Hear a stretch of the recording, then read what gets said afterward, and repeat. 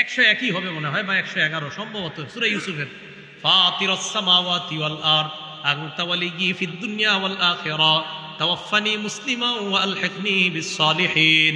হে আসমান জমিনের সৃষ্টিকর্তা, ফাতিরাস সামাওয়াতি ওয়াল আরদ তাওয়াফফানি মুসলিমা, আল্লাহ তুমি আমাকে মুসলমান অবস্থায় মৃত্যু দিয়ে দিও। ওয়া আলহিকনি বিস সালিহিন, নেককার মানুষের সাথে আমাকে তুমি মিলায়া দিও। ইউসুফ নবী বাদশা ছিলেন, নবী ছিলেন, এরপরে আল্লাহর কাছে দোয়া করতেন, আল্লাহ তাওয়াফফানি মুসলিমা। নবী নবী কয় আল্লাহরে তাওয়াফফানি মুসলিমা, বাদশা আল্লাহরে কয় বাদশা, আবার নবী, খাদ্যমন্ত্রী আবার নবী, আবার উনি আল্লাহরে কয়, একজন নবী আল্লাহরে কয় তাওয়াফফানি মুসলিমা, আল্লাহ আপনি আমারে মুসলমান অবস্থায় মৃত্যু দিয়েন। কে বলছে?